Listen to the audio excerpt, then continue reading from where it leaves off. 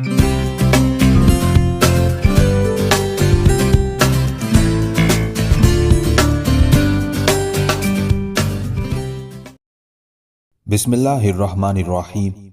अस्सलाम वालेकुम दोस्तों, उम्मीद आप सब खैराफियत से होंगे। शेबानी खान। एपिसोड 10। बुखारा शहर के निवाह में क़याम के दौरान एक रोज़ बर खान अपने खेमे में दाखिल हुआ तो ठिठक गया, इसलिए कि खेमे की किसी ने बेहतरीन अंदाज में सफाई की हुई थी। सारा सामान बड़े करीने और सलीके के साथ सजाया गया था। फर्श पर चटाई बिछाने के बाद जहां बर खान का बिस्तर लगता था, बिस्तर भी किसी ने वहीं लगाया हुआ था, लेकिन बिस्तर तब्दील कर दिया गया था। बिस्तर के नीचे डब के पत्तों की बनी हुई चटाई वही थी, उसके ऊपर दो ऊनी कंबल जो पहले बिछाए जाते थे वो भी वही थे। उनके ऊपर जो चादर बर खान इस्तेमाल किया करता था वो चादर नहीं थी, उसकी जगह बिल्कुल नई खूबसूरत चादर बिछा दी गई थी। रात को सर्दी से बचने के लिए बर खान जो कंबल लेता था, उन कंबलों में एक इंतहाई खूबसूरत और कीमती कंबल का इजाफा कर दिया गया था। अपने बिस्तर का जायजा लेने के बाद बर खान ने इधर उधर देखा। बिस्तर के जरा पीछे जहां अमूमन बैठकर बर खान खाना खाया करता था, वहां मिट्टी के कोरे बर्तन के अंदर खुशबूदार फूलों का एक गुलदस्ता रखा हुआ था, जिसने एक तरह से पूरे खेमे को महका कर रख दिया था। बाशकिरी कबीले के लोग बर खान के खेमे की सफाई तो करते थे, लेकिन बर खान ने उन्हें मना कर रखा था कि रोजाना सफाई करने की जरूरत नहीं है। लेकिन आज जो सफाई हुई थी वो बड़ी गैर मामूली और किसी ने इंतहाई मेहनत और जांफिशानी से की थी। बर खान अभी खेमे का जायजा ले ही रहा था। उसने अभी तक किसी रद्द अमल का इजहार नहीं किया था कि खेमे में हसीन और खूबसूरत सोफियान का बाप फखरुद्दीन, माँ बोजोन और छोटा भाई मंसूर बे दाखिल हुए थे। उन्हें देखते ही बर खान चौंका था। उन्हें मुखातिब करके कुछ कहना ही चाहता था कि गुफ्तगू का आगाज फखरुद्दीन ने किया और कहने लगा, अमीर, कुछ दिन ऐसे मसरूफ रहे कि आपसे मुलाकात ही ना हो सकी। हम भी अपनी भेड़ों की ऊन उतारने के काम में मसरूफ रहे, फिर यही ऊन बेचने बुखारा शहर चले गए थे। यहां तक कहने के बाद फखरुद्दीन रुका, खेमे का जायजा लिया, फिर हल्का सा तबस्सुम उसके चेहरे पर नमूदार हुआ और कहने लगा, अमीर, यकीनन आप अपने खेमे का जायजा ले रहे होंगे कि खेमे के अंदर तब्दीली कर दी गई है। इस तब्दीली से मुतल्लिक गुफ्तगू करने से पहले मैं अमीर आपका शुक्रिया अदा करना चाहता हूं कि आपने हमें अपने कबीले में रिहाइश इख्तियार करने की इजाजत दी। अमीर, आपके नायब संजर खान ने आपके खेमे के बाएं जानिब हमारे खेमों का एहतमाम कर दिया है। हमारी भेड़ों और दूसरे जानवरों को बिठाने का भी बड़ा उम्दा एहतमाम किया गया है। आपके कबीले के लोग भी हमारे साथ बड़े शफीक और मुखलिस हैं। फखरुद्दीन यहीं तक कहने पाया था कि उसे खामोश हो जाना पड़ा, इसलिए कि बर खान उसे मुखातिब करके कहने लगा, ये मेरे खेमे की सफाई आज किसने की है? उस मौके पर सहमे से अंदाज में फखरुद्दीन ने अपनी बीवी बोजोन की तरफ देखा, फिर कहने लगा, अमीर, हम झूठ नहीं बोलेंगे, ये सफाई हमारी बेटी सोफियान ने की है। वो अपने आप को आपका बेहद ममनून और शुक्रगुजार ख्याल करती है कि आपने हमें अपने कबीले में रिहाइश इख्तियार करने की इजाजत दी। अमीर, आज जब हम ऊन बेचने बुखारा शहर गए तो वहां से हमने अपनी जरूरियात का सामान खरीदा। उसके साथ हमने आपके लिए भी कुछ सामान खरीद लिया। आपके खेमे की ये सफाई मेरी बेटी सोफियान ने की है। वो हमारे साथ ही आपका शुक्रिया अदा करने के लिए आना चाहती थी, पर सहम और डर गई कि आप उससे नाराज होंगे, इसलिए कि चंद दिन पहले तो वो कबीले में हालात का जायजा लेती रही। उसे जब लोगों ने बताया कि पहले अमीर बर खान के खेमे की रोजाना सफाई हुआ करती थी, लेकिन बाद में अमीर ने मना कर दिया कि रोजाना सफाई करने की जरूरत नहीं है। उसके बाद सोफियान ने अपने तौर पर फैसला किया और उसने इरादा किया कि अब वो हर रोज आपके खेमे की सफाई करेगी, इसलिए कि वो आपको अपना और हमारा मोहसिन ख्याल करती है। उम्मीद है आप उसके इस इकदाम से बुरा नहीं मानेंगे। फखरुद्दीन जब खामोश हुआ तब दुख भरे अंदाज में बर खान ने कहना शुरू किया, मैं आप लोगों का शुक्रगुजार और ममनून हूँ। जब कभी मेरे माँ बाप, बहन, भाई जिंदा थे तो इस जगह हमारे बहुत से खेमे हुआ करते थे, और जिस तरह आज मेरे खेमे की सफाई हुई है, इसी तरह मेरे खेमे की सफाई हुआ करती थी। पर जब मेरे माँ बाप, बहन, भाई जंगारियों के हमले की वजह से मारे गए, तब मैंने इन अमूर की तरफ तवज्जो देना अहमियत के काबिल ना जाना।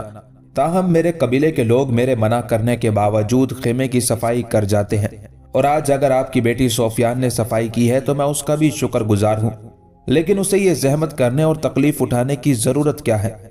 बर खान यहीं तक कहने पाया था कि बाहर खेमे से किसी की खनकती नुकरई आवाज सुनाई थी, अमीर, मैं आपके खेमे से बाहर खड़ी हूँ। अगर आप नाराज ना हो तो मैं अंदर आ जाऊं। ये अल्फाज सुनकर बरखान चौंका था, इसलिए कि आवाज सोफियान की थी। हल्का सा तबस्सुम उस मौके पर बरखान के चेहरे पर नमूदार हुआ।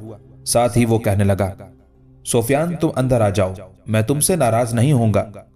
चुनाचे सोफियान मुस्कुराती हुई खेमे में दाखिल हुई।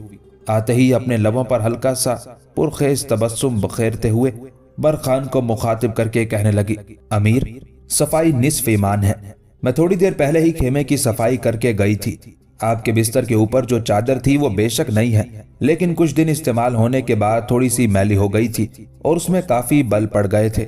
वो चादर मैं धोने के लिए अपने यहाँ ले गई हूँ। मैं आज बाबा, अम्मा और भाई के साथ बुखारा गई थी और अपने माँ बाप के मशवरे से आपके लिए हमने एक कंबल और एक नई चादर ली है जो आपके बिस्तर पर बिछाई है। यहाँ तक कहने के बाद सोफियान रुकी थी कि फखरुद्दीन की तरफ देखते हुए बरखान बोल उठा, मोहतरम फखरुद्दीन, ये चीजें जो आप मेरे लिए खरीद कर लाए हैं, इनकी कीमत के तौर पर मुझे क्या अदा करना है? फखरुद्दीन के बोलने से पहले ही बड़े खुशकुन अंदाज में सोफियान ने पहले अपने दोनों कानों को हाथ लगाए, फिर कहने लगी, तोबा अल्लाह तोबा, तो क्या हम आपसे इन चीजों की कीमत भी वसूल करेंगे? अमीर, अब हम आपके कबीले के लोग हैं, आप हमारे सरदार हैं, हमारे सरबराह हैं, तो क्या अपने सरबराह, अपने कबीले के सरदार से इन चीजों की कीमत वसूल करते हुए हमें शर्म ना आएगी? जवाब में घूरने के अंदाज में बरखान ने सोफियान की तरफ देखा और कहने लगा, सोफियान, इसमें शर्म कैसी? तुम लोगों ने मेरे लिए सामान खरीदा है, मेरा फर्ज बनता है कि जो सामान मेरे लिए खरीदा है उसकी मैं तुम्हें कीमत अदा करूं। अगर सामान खरीदने वाला कीमत ना ले और कीमत ना लेने में ही उसकी खुशी और तमानियत हो, तो फिर मेरे ख्याल में जिसके लिए सामान खरीदा गया हो उसे कीमत अदा करने में जिद से काम नहीं लेना चाहिए। सोफियान के इन अल्फाज का जवाब बरखान देना ही चाहता था कि सोफियान फिर बोल उठी, अमीर, अगर आप बुरा ना माने तो अब आपके खेमे की सफाई मेरे जिम्मे होगी। साथ ही मैं अपने माँ बाप के सामने आपसे इल्तमास और गुजारिश करती हूँ कि आज के बाद आपके लिए खाना भी हमारे हाथ से ही पक कर आया करेगा। सोफियान के इन अल्फाज पर बरखान चौंका और कहने लगा, नहीं सोफियान, ऐसा नहीं हो सकता। कबीले के कुछ लोगों ने मेरे खाने का एहतमाम अपने जिम्मे ले रखा है। पहले वो मुझसे रकम वसूल नहीं करते थे, जब उन्होंने ऐसा किया तो मैंने उनसे खाना पीना बंद कर दिया। चूंकि पूरा कबीला एक तरह से मुझसे अकीदत और इरादतमंदी रखता है, लिहाजा जब मैंने जोर दिया तब वो माहाना बुनियादों पर खाने की कीमत मुझसे वसूल कर लेते हैं। अब मैं नहीं चाहता कि उनके यहाँ का खाना बंद करके तुम लोगों को जहमत दूं कि तुम लोग मेरे लिए खाना तैयार करो। आज तुम मेरे लिए लाए जाने वाले कंबल और चादर की कीमत वसूल नहीं कर रही हो, कल को खाना लाओगी, उसकी कीमत भी ना लेने के लिए कोई ना कोई बहाना तराशोगी। सो मैं ऐसा मामला नहीं चाहता। मेरा खाना वहीं से आता रहेगा जहां इससे पहले आता रहा है। इस सिलसिले में तुम लोगों को अपने जिम्मे कोई काम लेने की जरूरत नहीं है। जहां तक सफाई का ताल्लुक है तो कबीले के कुछ लोग मेरे खेमे की सफाई करते हैं। मैं समझता हूं सोफियान, तुम्हें यह जिम्मेदारी भी अपने ऊपर डालने की जरूरत नहीं है। अपने माँ बाप की तुम इकलौती बेटी हो, तुम्हारे अपने खेमों का ही काम काफी होगा। इसके अलावा तुम लोगों का रेवड़ है, उसमें भी तुम्हारी काफी मसरूफियात होंगी। लिहाजा मैं तुम्हें मशवरा देता हूं कि मेरे खेमे की सफाई भी तुम अपने जिम्मे ना लो। सोफियान मुस्कुराई और कहने लगी, अमीर, वो तो मैं ले चुकी हूँ, सफाई तो अब मैं ही करूंगी और मुझे उम्मीद है कि आप बुरा नहीं मानेंगे। अगर आप खाने का एहतमाम हमें नहीं करने देते तो फिर आज हम आपके लिए जो खाना तैयार करेंगे वो तो आप कबूल कर लें। जवाब में फिर तेज निगाहों से बरखान ने सोफियान की तरफ देखा और कहने लगा, नहीं सोफियान, जब से तुम लोग मेरे कबीले में मुंतकिल हुए मुझे कोई ना कोई काम पड़ता रहा है। मेरी तुमसे मुलाकात नहीं हो सकी। तुम चारों एक तरह से मेरे कबीले में मेहमान की हैसियत से आए हो, लिहाजा आज शाम का खाना तुम चारों का मेरे कबीले में होगा और ये खाना मेरी तरफ से होगा। बरखान के उन अल्फाज पर सोफियान ही नहीं, फखरुद्दीन, उसकी बीवी बोजोन और बेटे मंसूर बे के चेहरे पर भी हल्का सा तबस्सुम नमूदार हुआ था। उसके बाद सब नशिस्तों पर बैठ गए और फखरुद्दीन के कहने पर बरखान उन्हें आने वाले दिनों में बुखारा शहर से निकलकर समरकंद पर हमलावर होने और समरकंद पर कब्जा करने की मंसूबाबंदी से गुफ्तगू करता रहा। उस रोज बरखान की तरफ से फखरुद्दीन, बोजोन, सोफियान और मंसूर बे के लिए दावत का एहतमाम किया गया था, जिसमें बाशकिरी कबीले के सरकर्दा लोगों ने भी शिरकत की थी। बुखारा पर कब्जा करने के बाद अब शेबानी खान अपने लश्कर के साथ समरकंद शहर की तरफ बढ़ा था। रूसी, यूरोपीय और बेशतर मशरकी सयाह कहते हैं कि यह शहर दर हकीकत जन्नतुल फिरदौस है। समरकंद शहर दरियाए सरू के जनूबी किनारे आबाद है। عربوں کے یہاں پہنچنے سے پہلے سمرقند کے مقامی حکمرانوں کو ترخون کہا جاتا تھا، لیکن جب قتیبہ بن مسلم خراسان کے والی مقرر ہوئے تو انہوں نے اس شہر کا محاصرہ کر لیا، جو کافی عرصے تک جاری رہا۔ بالآخر یہاں کے حکمران ہتھیار ڈالنے پر مجبور ہو گئے۔ اس وقت وہاں کے حکمران مرغ کو تخت پر بحال رکھا، لیکن اس کے ساتھ ہی ساتھ ایک عرب والی بھی طاقتور عسکری جمعیت کے ساتھ مقرر کر دیا گیا تھا۔ بعد میں یہ شہر بخارا کے ساتھ مل کر آئندہ فتوحات اور تبلیغ اشاعت اسلام کا اہم مرکز ثابت ہوا۔ ہجری 204 اور سن 819 میں مامون الرشید نے سمرقند کی گورنری اسد بن سامان کے بیٹوں کو سونپ دی۔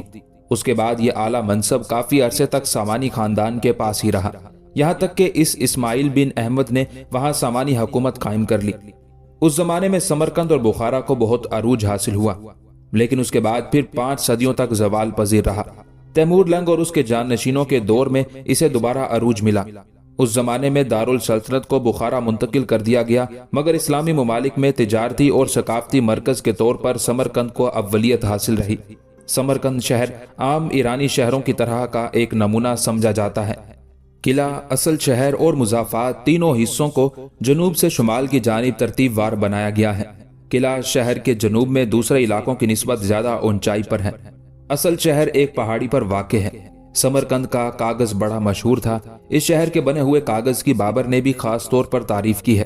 اس شہر میں سب سے زیادہ مشہور عمارت حضرت قسم ابن عباس کا مقبرہ اور مسجد ہے۔ حضرت قسم ابن عباس کے بارے میں مشہور ہے کہ آپ نے ہی سمرقند کے لوگوں میں مذہب اسلام کی تبلیغ کی، جس کے نتیجے میں بیشتر اہل شہر مسلمان ہو گئے تھے۔ سمرقند کے حاکم سلطان مرزا نے خود شیبانی خان کو پیشکش کی تھی کہ وہ سمرقند پر آ کر قبضہ کر لے۔ اس بنا پر شیبانی خان نے اپنے لشکر کے ساتھ سمرقند کی طرف پیش قدمی کی تھی۔ دوسری طرف بابر بھی سمرقند پر قبضہ کرنے کے لیے طاق میں بیٹھا ہوا تھا۔ اس موقع پر شیبانی خان سے ایک غلطی یا غفلت ہوئی، وہ یہ کہ اپنے لشکر کے ساتھ سمرقند کے نزدیک پہنچ کر شیبانی خان نے سمرقند شہر میں داخل ہونے کی بجائے سمرقند کے نواح میں اپنے لشکر کے ساتھ پڑاؤ کر لیا تھا۔ شہر کا نظم و نسق چلانے کے لیے اس نے اپنی طرف سے ایک حاکم مقرر کر دیا تھا اور کچھ دستے نظم و نسق سنبھالنے کے لیے شہر کے اندر بھی متعین کر دیے تھے۔ چونکہ بابر سمرقند کو اپنا آبائی شہر سمجھتا تھا اور اس پر اپنا حق وراثتاً درست خیال کرتا تھا، لہٰذا سمرقند پر اس نے قبضہ کرنے کا تہیہ کر لیا۔ شیبانی خان نے کیونکہ سمرقند کے نواح میں اپنے لشکر کے ساتھ پڑاؤ کیا ہوا تھا، لہٰذا بابر بڑی رازداری کے ساتھ حرکت میں آیا۔ سمرقند شہر کے اندر اس کے بڑے ہمدرد اور بہی خواہ تھے، ان سے رابطہ قائم کیا، اپنے جاسوسوں اور مخبروں کے ذریعے ان پر خبر پہنچا دی کہ وہ رات کے وقت اپنے لشکر کے ساتھ سمرقند کی طرف آئے گا۔ چنانچہ شہر کے اس سمت کے دروازے کھول دیے جائیں جس سمت شیبانی خان نے پڑاؤ نہیں کیا ہوا۔ بس ایک رات ایسا ہی ہوا، شہر پناہ کے دروازے کھلے، بابر اپنے لشکر کے ساتھ سمرقند شہر میں داخل ہو گیا تھا۔ اب صورتحال یہ تھی کہ شیبانی خان شہر کے باہر پڑاؤ کیے ہوئے تھا، شہر میں بابر اپنے لشکر کے ساتھ داخل ہو گیا۔ شیبانی خان نے شہر کے اندر اپنا حاکم مقرر کیا تھا یا جو دستے حفاظت کے لیے مقرر کیے تھے، بابر نے شہر پر قبضہ کرتے ہی ان کا خاتمہ کر دیا۔ اس طرح اب سمرقند میں دو قوتیں ہو گئی تھی، شہر کے اندر بابر کا قبضہ تھا، اپنے لشکر کے ساتھ وہ وہاں موجود تھا، اور سمرقند کے نواح میں شیبانی خان اپنے لشکر کے ساتھ پڑاؤ کیے تھا اور اس کی غلطی سے فائدہ اٹھا کر بابر شہر پر قابض ہو گیا تھا۔ سمرقند شہر پر قبضہ کرنے کے بعد بابر بڑا خوش تھا۔ اس کا کہنا تھا کہ سمرقند قریب 140 برس ہمارے خاندان کا پایا تخت رہا ہے اور ایک اجنبی یعنی ازبک سردار شیبانی خان اس میں گھس کر قابض ہو گیا۔ بہرحال سمرقند پر قبضہ کرنے کے بعد بابر بڑا خوش ہوا، خدا کا شکر ادا کیا کہ اس کا شہر اسے مل گیا ہے۔ شہر پر قبضہ کرنے اور شہر کے حالات و انتظامات درست کرنے کے بعد بابر نے اپنے سارے سالاروں کا اجلاس طلب کر لیا تھا۔ جب سارے سالار اس کے پاس جمع ہو گئے تب سب سے پہلے بابر نے ان کا شکریہ ادا کیا۔ ابھی وہ ان سے اصل گفتگو شروع نہیں کر پایا تھا کہ اس نے جو اطراف کا جائزہ لینے کے لیے اپنے مخبر پھیلائے تھے ان میں سے کچھ واپس آئے اور بابر کے پوچھنے پر ان لوگوں نے بابر کو اطلاع کر دی کہ سمرقند پر قبضہ کرنے کے لیے شیبانی خان اپنے پورے لشکر کو نہیں لے کر آیا تھا، اس کے کچھ اساقر بخارا ہی میں مقیم تھے، کیونکہ سمرقند کے سابق حکمران سلطان مرزا نے اسے پیغام بھیجا تھا کہ وہ آ کر سمرقند پر قبضہ کر لے، اس لیے وہ چھوٹا سا لشکر لے کر آیا تھا۔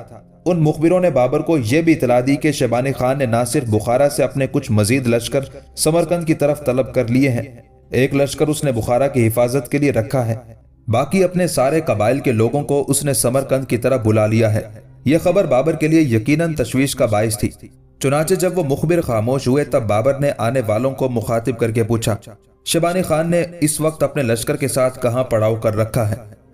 اس پر وہ مخبر بولا اور کہنے لگا، शेबानी खान को आपके समरकंद पर कब्जा करने की इत्तला हो चुकी है। उसे यह भी खबर हो गई है कि समरकंद में जो उसने अपना हाकिम मुकर्रर किया था उसका खात्मा कर दिया गया है और शेबानी खान के जो लश्करी उज़्बक सालारों के साथ शहर की हिफाजत पर मुकर्रर किए गए थे उनका भी खात्मा कर दिया गया है। आप पर मैं ये भी इंकशाफ करूं कि जिस रोज आपने शहर पर कब्जा किया था उसी रोज अपने चंद दस्तों के साथ शेबानी खान शहर की तरफ आया था। उसे ये तो खबर हो चुकी थी कि शहर पर आप काबिज हो चुके हैं, लेकिन शहर पर हमलावर होने के लिए वो अपने कुछ दस्तों के साथ शहर का जायजा लेकर जा चुका है। अब उसने इस लश्कर के साथ जो इस वक्त उसके साथ है दरियाए ज़रफ़िशां के किनारे पड़ाव कर रखा है। वो मुखबिर जब खामोश हुआ तो बाबर ने उसका और उसके साथियों का शुक्रिया अदा किया और उन्हें रुखसत करके दोबारा अपने काम में लग जाने के लिए कहा। उनके जाने के बाद कुछ देर तक बाबर अपने इर्द गिर्द बैठे छोटे बड़े सालारों का जायजा लेता रहा, फिर कहने लगा, हमें उम्मीद ना थी कि शेबानी खान जो इस वक्त अपने लश्कर के साथ समरकंद के निवाह में पड़ाव किए हुए हैं उसकी मौजूदगी में यूं आसानी के साथ समरकंद हमारे कब्जे में आ जाएगा। अब हमने इस कब्जे को बरकरार रखना है और शेबानी खान को समरकंद के आसपास नहीं भटकने देना। यकीनन जब उसे अपने मजीद लश्करी समरकंद से मिल जाएंगे और उसके कबीले के लोग भी पहुंच जाएंगे तो वो समरकंद शहर का मुहासरा करके शहर पर हमलावर होने की कोशिश करेगा। अब बोलो इस सिलसिले में हमें क्या करना चाहिए। यहाँ तक कहने के बाद बाबर जब खामोश हुआ तो सबसे पहले उसका सालार कंबर अली बोल उठा और कहने लगा, मालिक, जिस तरह शेबानी खान ने शहर पर हमलावर होने के लिए कुमक तलब कर ली है, आप भी अपने अजीज रिश्तेदारों की तरफ कासिद भिजवाएं और शेबानी खान का मुकाबला करने के लिए उनसे मदद और कुमक तलब करें। यहाँ तक कहने के बाद कंबर अली जब खामोश हुआ तब बाबर की निगाहें अपने नामवर सालार हैदर खान के चेहरे पर जम गई। जवाब में हैदर खान ने कुछ सोचा, फिर कहने लगा, मैं शेबानी खान को एक अरसे से जानता हूँ। वो जंगों और सियासत के लिहाज से यकीनन बड़ा आदमी है, मगर दरबारी या कारोबारी आदमी नहीं है। शेबानी खान दरबार में किसी को बराए नाम बादशाह बनाए रखने के हक में है, जबकि वो खुद किश्वर कुशाई से शगफ रखता है। यहाँ तक कहने के बाद हैदर खान रुका, दोबारा बाबर को मुखातिब करके कहने लगा, वो सुन्नत वल जमात मौलवियों का बड़ा गर्विदा है, इसलिए कि मौलवियों ने उसे तालीम दी और वह हजूर सल्लल्लाहु अलैहि वसल्लम की सुन्नत पर अमल करने के लिए बड़ी सख्ती से काम लेता है। कई जुबानें जानता है, खूब कदावर, कड़े जिस्म का खूबसूरत जवान है। इसलिए उसके मुतालिक मैंने अक्सर सुना है बज़ाहिर शहरी औरतें उसे बहुत पसंद करती हैं। बेशक कुछ लोग उसे वहशी कहते हैं, मगर उनका उसे वहशी कहना दुरुस्त नहीं। वो फौरन फैसला करने का आदी है, अपने असली मकसद को चालाकी से छुपाता है और जब किसी के खिलाफ दुश्मनी रखता है या किसी पर हमलावर होने का इरादा रखता है तो फिर सफाक आदमी बन जाता है। उसके बाद उसके खतरनाक होने में कोई शक नहीं रहता। जब कोई उसके मफादात को नुकसान पहुंचाता है, उसकी हक तलफी करता है, तो फिर वो वहशियों का तालीम याफ्ता सालार बन जाता है और इस बात की परवाह नहीं करता कि उसके जंगली कबायली शहरों को ताराज करके अपनी सहराई मुमलिकत तैयार करेंगे। उसके मुतालिक लोगों का कहना है कि वो चंगेज खान के सच्चे वारिस होने का दावा करता है और फिल वाक़े लोगों ने उसे चंगेज खान के खाना बदोश खानदानों की आखिरी निशानी करार दिया है। यहाँ तक कहने के बाद हैदर खान जब खामोश हुआ तब बाबर मुस्कुराते हुए कहने लगा, चंगेज खान का वारिस वो अकेला नहीं है, हम भी तो तैमूर की निस्बत से चंगेज खान के ही वारिस हैं। इसलिए कि समरकंद पर अगर वो अपना हक ख्याल करता है तो समरकंद पर हमारा भी हक है, लिहाजा उसे हम समरकंद पर जबरदस्ती कब्जा नहीं करने देंगे और उसकी हर कोशिश को नाकाम बनाकर रखेंगे। बाबर यहाँ तक कहने के बाद जब रुका तब उसका तीसरा सरदार कासिम बेग बोला और कहने लगा, मालिक, जो कुछ मेरे साथी कंबर अली और हैदर खान ने कहा है मैं उससे मुकम्मल तौर पर इत्तेफाक करता हूँ, लेकिन मैं एक नई बात कहना चाहता हूँ और ये बात मैं अपने तजर्बे की बिना पर कहने का ख्वाहिशमंद हूँ। खुशी की बात यह है कि हमने समरकंद पर कब्जा कर लिया है, लेकिन अब इस कब्जे को बरकरार रखना हमारे लिए बड़ा अहम और मुश्किल मरहला है। मैं आप पर गुजारिश करूं कि समरकंद की ग़िज़ाई और दूसरी ज़रूरियात समरकंद के निवाही इलाकों से पूरी होती हैं। अगर हम इसी तरह शहर के अंदर हाथ पर हाथ धरे बैठे रहे और शहर के निवाह में एक कस्बे से दूसरे कस्बे पर जस्त खेज करते हुए इर्द गिर्द के इलाकों पर शेबानी खान ने कब्जा करना शुरू कर दिया तो याद रखना समरकंद के लोग भूखे मर जाएंगे, इसलिए कि बाहर से खाने पीने और ज़रूरियात ज़िंदगी की कोई शय समरकंद में ना पहुंच पाएगी। अगर ऐसा हुआ तो फिर याद रखिए समरकंद शहर बगैर किसी हमले, बगैर किसी लड़ाई, बगैर किसी टकराव के हमारे हाथों से निकलकर शेबानी खान के पास चला जाएगा। यहाँ तक कहने के बाद कासिम बेग जब खामोश हुआ तब बाबर गौर से उसकी तरफ देखते हुए कहने लगा, कासिम बेग, खुलकर कहो, क्या कहना चाहते हो। قاسم بیگ نے دم لیا۔ اس کے بعد وہ اپنی بات کو آگے بڑھاتے ہوئے کہہ رہا تھا، میرے عزیز ساتھی، حیدر خان نے جو شیبانی خان کے جذبات اور اس کی عادات کی عکاسی کی ہے، شیبانی خان یقیناً ایسا ہی ہے۔ ہمارے ساتھی سالار قمر علی نے جو یہ مشورہ دیا ہے کہ ہمیں اپنے اقارب اور ساتھیوں سے شیبانی خان کے خلاف کمک طلب کرنی چاہیے، یہ بھی بہت اچھا فیصلہ ہے۔ اب میں یہ کہنا چاہتا ہوں کہ اپنے ہم نواؤں، اپنے رشتہ داروں کی طرف فی الفور قاصد روانہ کر دیے جائیں، اور جب ہمیں وہاں سے مدد مل جائے اور ہم یہ دیکھیں کہ ہمارے پاس بڑا اور مضبوط لشکر ہو گیا ہے، تو پھر ہمیں شہر سے باہر نکل کر شیبانی خان سے ٹکرانا ہوگا اور اسے سمرقند کے نواح سے مار بھگانا ہوگا۔ اگر ہم نے ایسا نہ کیا تو پھر یاد رکھیے گا، سمرقند شہر کے اندر وہ قحط الٹے گا کہ ہمیں کھانے پینے کی کوئی شے نہیں ملے گی، الٹا شہر کے لوگ ہی ہمارے خلاف ہو جائیں گے۔ اس وقت شہر کی اکثر آبادی ہمارے حق میں ہے، لیکن اگر ہم یوں ہی سمرقند شہر میں ہاتھ پر ہاتھ دھرے بیٹھے رہے اور سمرقند کے نواحی علاقوں پر شیبانی خان قبضہ کیے رہا، تو شہر کے اندر جب قحط کے آثار نمودار ہونا شروع ہوں گے تو یاد رکھیے گا سمرقند کے لوگ اس قدر ہمارے خلاف ہو جائیں گے کہ شیبانی خان کو ہم پر حملہ آور ہونے کی ضرورت ہی نہیں پیش آئے گی، شہر کے لوگ ہی ہم پر ٹوٹ پڑیں گے، اور شاید یہ بھی ممکن ہے کہ وہ ہمیں نظر انداز کر کے شہر کی بہتری اور بھلائی کے لیے خود ہی شیبانی خان سے رابطے کرنے شروع کر دیں۔ قاسم بیگ جب خاموش ہوا تب بابر نے باری باری اپنے دوسرے سالاروں میں سے کوکل تاش، ابراہیم ترخان اور کوچ بیگ کی طرف دیکھا۔ ان تینوں نے بھی قمر علی، حیدر خان اور قاسم بیگ کے خیالات کی جب تائید کی، تب بابر نے فیصلہ کیا کہ سب سے پہلے اپنے بہی خواہوں اور اپنے رشتہ داروں سے کمک طلب کی جائے گی، اور جب اس کے پاس خاصا بڑا لشکر ہو جائے گا تو پھر سمرقند شہر سے باہر نکل کر وہ دریائے زرفشاں کے کنارے شیبانی خان سے ٹکرائے گا۔ اپنے سالاروں کے مشورہ دینے کے بعد بابر کو یقین ہو گیا تھا کہ سمرقند شہر سے باہر نکل کر ازبکوں کے پڑاؤ پر حملہ کرنا اس کے لیے ناگزیر ہے، اس لیے کہ سمرقند کی بڑی فصیلوں کے اندر کوئی لشکر ایسی حالت میں گزارا نہ کر سکتا تھا کہ اسے کہیں سے رسد اور کمک نہ ملے، اس بنا پر کہ سمرقند کی ساری ضروریات اس کے نواحی علاقوں سے پوری ہوتی تھی، اور اس کے نواح میں جہاں اجناس میں خوردنی کے کھیت تھے شیبانی خان چھایا ہوا تھا۔ چنانچہ ان باتوں نے بابر کو ہوشیار کر دیا۔ اس نے فوراً تیز رفتار قاصد اپنے رشتہ داروں کی طرف روانہ کیے اور ان سے استدعا کی کہ شیبانی خان کا مقابلہ کرنے کے لیے اس کی طرف مدد اور کمک بھیجی جائے۔ سب سے پہلے اس نے اپنے قاصد محمود خان کی طرف تاشقند کی طرف روانہ کیے اور شیبانی خان کے خلاف اس سے مدد طلب کی۔ اس کے علاوہ اپنے بھائی جہانگیر مرزا کی طرف قاصد بھیجوائے، اس لیے کہ اس کے باپ کی مملکت اب دو حصوں میں تقسیم ہو چکی تھی۔ ایک حصے پر اس کا بھائی جہانگیر مرزا حکمران تھا اور دوسرے حصے پر خود بابر تھا، اور جہانگیر مرزا اب حاکم فرغانہ کہلاتا تھا۔ ان دنوں ہرات پر بھی بابر کے رشتہ دار اور منگول نسل کے حکمران تھے، لہٰذا بابر نے ان کی طرف بھی قاصد بھیجوائے اور شیبانی خان کے خلاف مدد طلب کی۔ اس طرح قاصد بھیجنے کے چند دن بعد ہی مختلف سمتوں سے بابر کے پاس کمک کے علاوہ رسد پہنچنا شروع ہو گئی، اور یوں سمرقند شہر میں بابر کے پاس ایک خاصا بڑا لشکر جمع ہو گیا۔ اس لشکر کو دیکھتے ہوئے بابر کو یقین ہو گیا کہ اب وہ شیبانی خان کو نہ صرف شکست دے گا بلکہ ان علاقوں سے نکال باہر کرے گا۔ مورخین لکھتے ہیں کہ اس موقع پر کچھ نجومی بھی بابر کی خدمت میں حاضر ہوئے، اور بابر نے جب آنے والی شکست سے متعلق ان سے پوچھا تب ان نجومیوں نے بتایا کہ دب اکبر کے 8 ستارے آج کل شیبانی خان اور بابر دونوں فریقین کے وسط میں آسمان پر قائم ہیں، لیکن چند روز بعد ازبکوں کی طرف چلے جائیں گے۔ اس طرح ان نجومیوں نے شیبانی خان کے مقابلے میں بابر کو اس کی فتح مندی اور کامیابی کا یقین دلایا تھا۔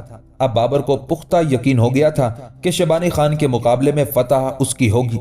اس کی دو وجوہات تھی، ایک یہ کہ اس کے پاس سمرقند میں کافی بڑا لشکر ہو گیا تھا، دوسرے نجومیوں نے بھی اس کی کامیابی اور فتح مندی کا اشارہ دے دیا تھا، لہٰذا شیبانی خان پر ضرب لگانے کے لیے بابر اپنے لشکر کے ساتھ سمرقند شہر سے نکلا اور دریائے زرفشاں کے کنارے اس سمت بڑھا جہاں شیبانی خان نے اپنے لشکر کے ساتھ پڑاؤ کر رکھا تھا۔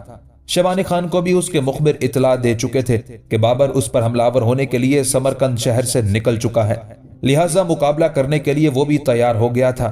اپنے لشکر کو مستعد کرنے کے ساتھ صفیں بھی درست کر لی تھی۔ بابر نے بھی دریائے زرفشاں کے کنارے شیبانی خان کے سامنے پڑاؤ کیا، اپنی صفیں درست کی۔ اس کے بعد جنگ کی ابتدا بابر نے کی، چنانچہ اپنے لشکر کو وہ ہواؤں کے نوحے بھر دینے والی طلسم کی تابکاری کی طرح حرکت میں لایا۔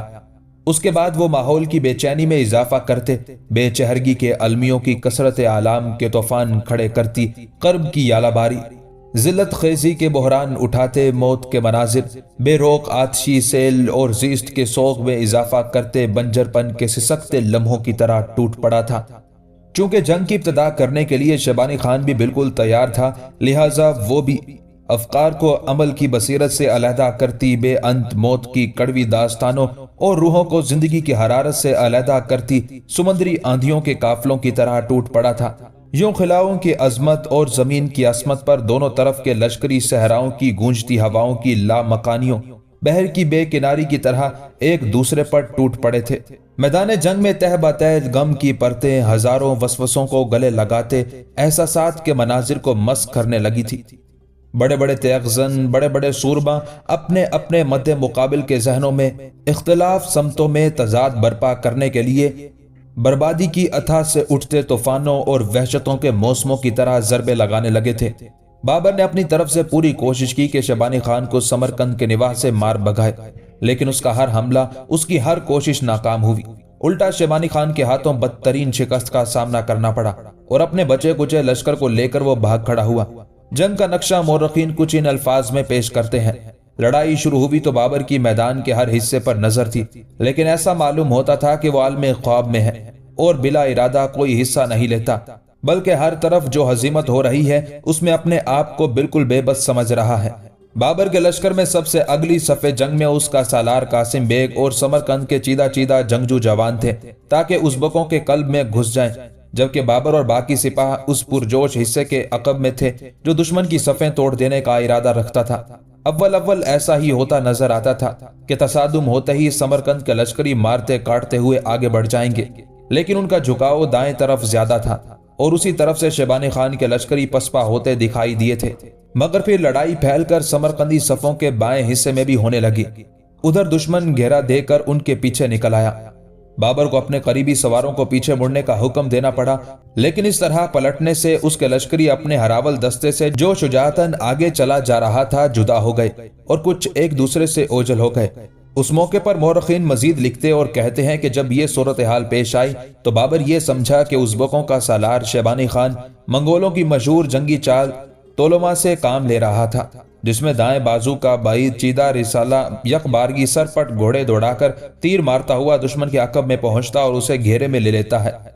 شیبانی خان نے اس موقع پر اپنے ایک بازو کو اس لیے پیچھے ہٹایا تھا کہ بابر کے دوسرے پہلو پر جا پڑے اور اسے گھیر کر ٹکڑے ٹکڑے کر ڈالے، قبل اس کے کہ بابر کا سالار قاسم بیگ اس کے ساتھ آگے بڑھنے والے جنگ آزما اصل حقیقت کو سمجھ سکتے۔ شیبانی خان کے برق رفتار سواروں نے جنگ ختم کر دی تھی اور سمرقندی لشکر چھوٹی چھوٹی ٹکڑیوں میں لڑ بھیڑ کر ادھر ادھر ہوتے ہوئے مقتل گاہ سے نکلنے کی کوشش کر رہے تھے۔ مورخین کے ان الفاظ نے شیبانی خان اور بابر کی اس لڑائی کا بڑا واضح اور بڑا صاف نقشہ کھینچا ہے۔ بہرحال دریائے زرفشاں کے کنارے شیبانی خان کے ہاتھوں شکست اٹھانے کے بعد اپنے بچے کچے لشکر کو لے کر بابر پلٹا اور بڑی تیزی اور برق رفتاری سے سمرقند شہر میں داخل ہو کر محصور ہو گیا تھا۔ بابر کا خیال تھا کہ سمرقند میں وہ محفوظ رہے گا، اور اگر شیبانی خان نے اپنے لشکر کے ساتھ آگے بڑھ کر سمرقند کا محاصرہ کر لیا تو وہ شہر کی فصیل کے اوپر اپنے لشکریوں کو متعین کر کے شیبانی خان کو شہر پناہ کے قریب نہیں آنے دے گا۔ دوسری طرف شیبانی خان بھی جنگ کا وسیع تجربہ رکھتا تھا۔ جہاں بابر اور اس کے چھوٹے بڑے سالار منگولوں کے طریقہ جنگ سے واقف تھے، وہاں شیبانی خان بھی اسی طریقہ جنگ میں بڑی ہنرمندی رکھتا تھا۔ چنانچہ اس نے عجیب و غریب حربہ استعمال کیا۔ سمرقند کے نواح میں بابر کو شکست دینے کے بعد کچھ دن وہ شہر سے ذرا ہٹ کر اپنے لشکر کے ساتھ پڑاؤ کیے رہا۔ پھر مورخین لکھتے ہیں کہ اس نے یہ طریقہ اختیار کیا کہ اس کے کچھ لشکری تبل پیٹتے ہوئے شہر پناہ کے قریب آتے، کچھ دیر تک شہر پناہ کے قریب تبل پیٹتے جاتے۔ یہ تبل مختلف جگہوں پر پیٹے جاتے تھے، کبھی سمرقند کے شیخ زارا دروازے کے سامنے، کبھی دروازہ فیروزہ کے سامنے، کبھی دروازہ اہن گیراں کے سامنے، کبھی دروازہ سوزان کے سامنے۔ ایسے کر کے شاید شیبانی خان بابر اور اس کے لشکریوں پر یہ ثابت کرنا چاہتا تھا کہ وہ سمرقند سے گیا نہیں، یہی ہے۔ کچھ دن تک تبل پیٹنے کا یہ سلسلہ جاری رہا، پھر یہ سلسلہ ختم ہو گیا اور شہر سے دور رہتے ہوئے شیبانی خان نے شہر کا محاصرہ کر لیا۔ اب شیبانی خان تہیہ کر چکا تھا کہ وہ لڑے بغیر ہی بابر سے اس کا آبائی شہر سمرقند چھین کر رہے گا۔ شاید اس نے عہد کر لیا تھا کہ سمرقند کو فتح کرتے وقت وہ اپنے ایک لشکری کی بھی قربانی دینے کے لیے تیار نہیں ہے۔ شیبانی خان نے اب یہ طریقہ اپنایا کہ سمرقند کے گرد اپنے لشکر کا حصار بنانے کے بعد آہستہ آہستہ وہ سمرقند شہر کے قریب ہوتا چلا گیا تھا۔ اس طرح اس نے ایک عجیب سے انداز میں شہر کا محاصرہ کر لیا تھا۔ پھر نوبت یہاں تک پہنچی کہ شیبانی نہ کوئی کھانے پینے کی چیز شہر کے اندر جانے دیتا اور نہ ہی شہر سے کوئی چیز باہر نکلنے دیتا۔ شیبانی خان بڑی دانشمندی سے کام لے رہا تھا، اس لیے کہ اس محاصرے کے دوران فصلیں کاٹنے کا موسم آ گیا تھا۔ شیبانی خان جانتا تھا کہ سمرقند کے لوگ فصلیں نہیں کاٹیں گے تو کھائیں گے کہاں سے۔ اسی بنا پر اس نے فصیل پر چڑھ کر اپنے لشکری ضائع کرنے کی کوشش نہیں کی، بس وہ محاصرہ تنگ کرتا رہا اور اس محاصرے کے سبب شہر کے لوگ فصل کاٹنے کے لیے نہ جا سکے اور نہ باہر سے غلہ شہر میں آیا۔ نتیجہ یہ ہوا کہ بابر کے لشکری جو سمرقند شہر میں محصور ہو گئے تھے بھوکے مرنے لگے۔ نوبت یہاں تک پہنچی کہ شہر کے سارے کتے اور گدھے سمرقند کے شہریوں نے پکا کر کھا لیے۔ نوبت یہاں تک پہنچی کہ لوگ تو مرنا شروع ہو گئے تھے، گھوڑوں کے نصیب بھی پھوٹ گئے اور وہ بھی بھوکے مرنے لگے۔ گھاس کی ایک پتی میسر نہ آتی تھی، درختوں کو جھاڑ جھاڑ کر ان کے پتے گھوڑوں کو کھلائے جاتے تھے۔ آخر نوبت شہتوت کے درختوں پر آئی۔ شہتوت کے پتے جب ختم ہو گئے تو شہر کے اندر باغات اور اکا دکا درختوں کے جو سوکھے پتے تھے وہ گھوڑوں کو کھلائے جانے لگے اور آخر میں سوکھے درختوں کے چھلکے بھی بھگو بھگو کر گھوڑوں کو کھلائے گئے۔ بابر خود تسلیم کرتا ہے کہ اس دوران میں 3-4 مہینے کی جو مدت تھی شیبانی خان نے شہر پر کوئی حملہ نہ کیا، دور رہ کر شہر کا محاصرہ قائم رکھا۔ جب محاصرہ طول پکڑنے لگا تو ناچار سمرقند کے لوگ حوصلے ہار گئے اور ایک ایک دو دو کر کے شہر سے نکل کر شیبانی خان کے پاس پناہ لینے لگے یا دوسری پناہ گاہوں کی طرف راہ فرار اختیار کرنے لگے۔ اس صورتحال کی خبر جب شیبانی خان کو ہوئی تو اس نے شہر کا گھیرا مزید تنگ کر دیا اور شہر کے بہت قریب آن پہنچا۔ شہر کے لوگوں کی حالت پہلے ہی پریشان کن ہو گئی تھی، لہٰذا اس تنگ محاصرے کی وجہ سے بابر اور اس کے لشکریوں کی حالت مزید پتلی ہونا شروع ہو گئی تھی۔ بابر کو اب یقین ہو گیا کہ شیبانی خان شہر کو فتح کیے بغیر نہیں چھوڑے گا، چنانچہ وہ ایک رات انتہائی کرب میں تھا کہ قدرت نے مدد کی۔ شیبانی خان اور بابر کے درمیان صلح کی گفتگو شروع ہو گئی۔ یہ گفتگو کامیاب رہی۔ بابر پر شیبانی خان کا کوئی ایسا خوف طاری تھا کہ اس صلح کے باوجود وہ شیبانی خان سے نہیں ملا، بلکہ ایک رات کی تاریکی میں وہ اپنے لشکر اور اپنی ماں کو لے کر سمرقند سے نکل کر تاشقند کی طرف بھاگا۔ اس بھاگ دوڑ میں اس کی بہن خانزادہ اور اس کی نانی سمرقند میں ہی رہ گئی تھی۔ بڑی بہن خانزادہ نے تو شیبانی سے شادی کر لی، جبکہ بابر اور اس کی ماں کے پیچھے پیچھے اس کی نانی بھی گرتی پڑتی تاشقند کی طرف ہو لی۔ اس طرح بخارا کی عظیم فتح کے بعد شیبانی خان نے سمرقند پر بھی قبضہ کر لیا تھا اور اب شیبانی خان اپنی طاقت اور قوت میں اضافہ کر کے بڑی تیزی سے ماضی میں اپنے آبا کی سلطنت کو بحال کرنے کا عزم کر چکا تھا۔